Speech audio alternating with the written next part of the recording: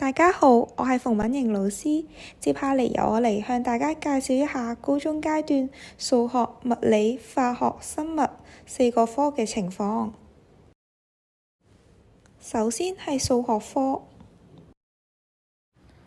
呢度係數學科係高1到高3主要學習嘅內容。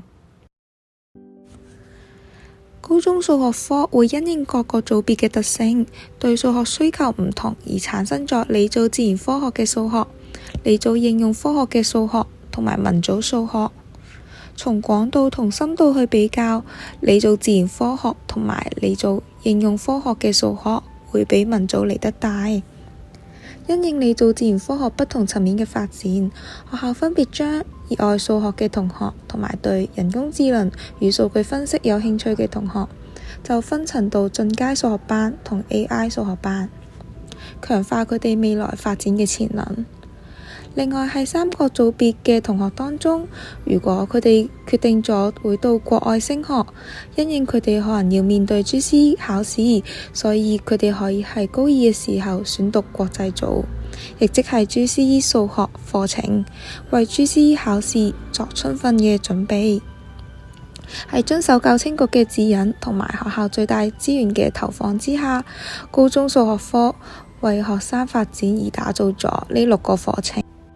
但係上述各種課程嘅安排，經同學選取之後，都係要由校方評估同埋定案。除咗係正規課程之外，同時我哋都會加插咗唔同嘅延伸課程，例如有數學興趣小組，強化同學喺數學方面嘅能力，以進階同學為目標；數學建模班，強化同學對事情裡面嘅綜合分析、評估同埋預測嘅能力。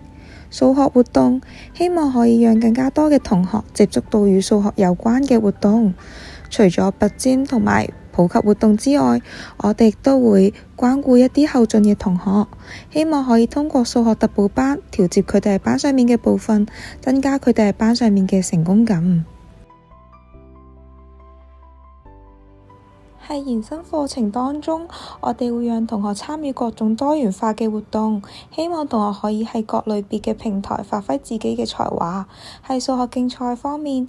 傳統嘅數學競賽，例如有 IMO、IMC 等等，歷屆都取得優異嘅成績。喺數學建模方面，由首屆 IMMC 比賽開始，不斷組織唔同組別嘅同學參與。喺其中一次台灣建模邀請賽當中，由理組同文理組嘅同學組成一個隊伍，同學們各自發揮自己嘅長處，都有所不同嘅收穫。呢度係我哋嘅同學之前參加莫斯科科學營嘅一啲相，喺當時嘅同學裏面跨度更加廣，有嚟自高1同高2嘅年級，亦都有嚟自於理組同埋文理組嘅學生，咁樣可以充分證明到，只要同學有興趣，敢於嘗試，就會有唔同嘅收穫。另外，我哋都有同一些大專院校合作，開設一些課程，令同學們可以喺中學生涯入邊感受一下大學科研嘅樂趣同埋校園文化。另一方面，科技嘅認知及創新思維係現今世代需求嘅元素。AI 數學班嘅同學除咗學習一啲與 AI 有關嘅基礎知識，同時亦都會組織佢哋進行各種有關嘅活動，例如 WMIL 程式比賽、創新創意活動、無人機工作坊。同學喺自主學習底下，不斷咁要求自己，不斷自我提升，達到終身學習嘅理念。跟住落嚟係物理科。理組嘅自然科學、應用科學係高1到高3都設置咗物理課程，主要教授理組需要用到嘅物理知識。而文組因應本身學科嘅特色，係冇設置物理課程。另外，理組自然科學同應用科學嘅同學當中，若果已經決定咗到國外升學，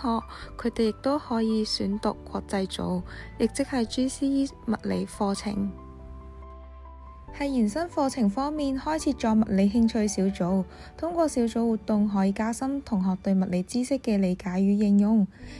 其中喺物理競賽方面，同學會參加傳統嘅比賽，例如有國際物理、奧林匹克、亞洲物理競賽等等，同學喺當中都表現得十分出色。喺活動方面，我哋都有組織同學去參加唔同方向嘅活動，例如抗震杯，同學運用物理知識設計自己獨特嘅內震結構，抵擋地震模擬嘅來臨。等我哋欣賞一下同學設計嘅作品。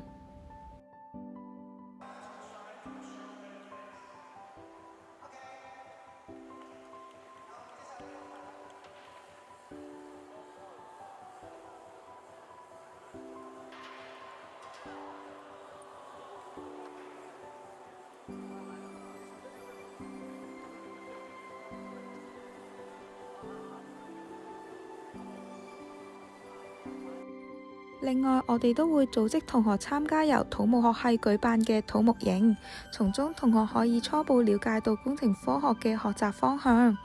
喺活動當中，強化同學知識嘅綜合利用以及團體合作精神。就好似之前嘅活動入邊，大會提供一張地形圖，要求同學利用指定嘅材料設計一座橋樑，讓小車可以從山下行駛到山上。最後，每一組嘅參與者都用自己嘅作品嚟實踐比賽。呢張圖係我哋嘅同學利用意大利粉製作咗一座橋樑，然後比較各組嘅橋樑強度，分享同學設計嘅優缺點。接下落嚟係化學科，你做嘅自然科學係高一到高三都開設咗化學課程同埋進階化學課程，其中化學課程主要係教授你組需要用到嘅化學知識，而進階化學課程係為咗要出外升學嘅同學而開設嘅，教授嘅內容係以 GCE 化學為主，同時亦都加入咗 SAT 同埋 AP 嘅化學部分。另外，文組只係高二嘅時候先會有化學科學課程。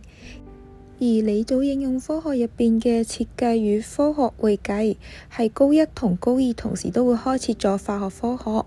其中化學科學係以學習生活中嘅化學知識為目標，例如我哋會學習食品化學、生活中嘅有機化學等等。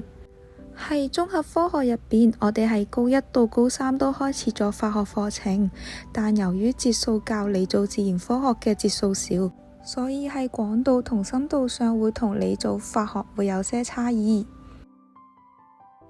喺延伸課程方面，化學科亦為同學開設咗唔同方向嘅小組，強化同學對化學知識嘅運用。例如有化學競賽班，面向高一到高三嘅同學，根據同學們嘅興趣及目標，安排佢哋參加各項競賽類活動，其中包括全國化學競賽、英國化學奧林匹克競賽等。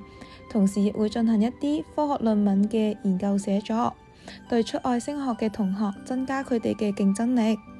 另外係初三到高二，我哋都開設咗化學興趣小組，進行一些與生活相關嘅探究性實驗，讓學生可以主動地運用化學知識分析生活現象，解決實際問題。同時亦會培養學生參加不同嘅科創比賽及展示，擴闊學生嘅視野。而 iGEM 小組將會帶領同學進入生化方面嘅活動領域，參加國際基因工程 iGEM 競賽，學習基因工程原理、相關實驗操作、建構數學模型等。最後係生物科，理組自然科學係高一到高三都開設有生物課程，主要教授理組需要用到嘅生物知識。另外，文組只係高一嘅時候有生物科學課程。而理組應用科學入邊嘅設計與科學會計係高一同高二都開設咗生物科學科，其中生物科學科係以認識生活中嘅生物知識為主，例如會學習飲食健康、環境保護等方面嘅知識。而理組應用科學入邊嘅綜合科學係高一到高三都開設咗生物課程，主要學習人體嘅生理結構同功能。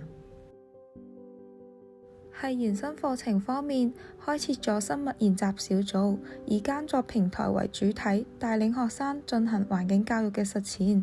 而生物興趣小組則着重於知識實驗方面嘅學習、探討及研究，同時亦會組織同學參加不同類型嘅競賽，例如有全國青少年科技創新大賽、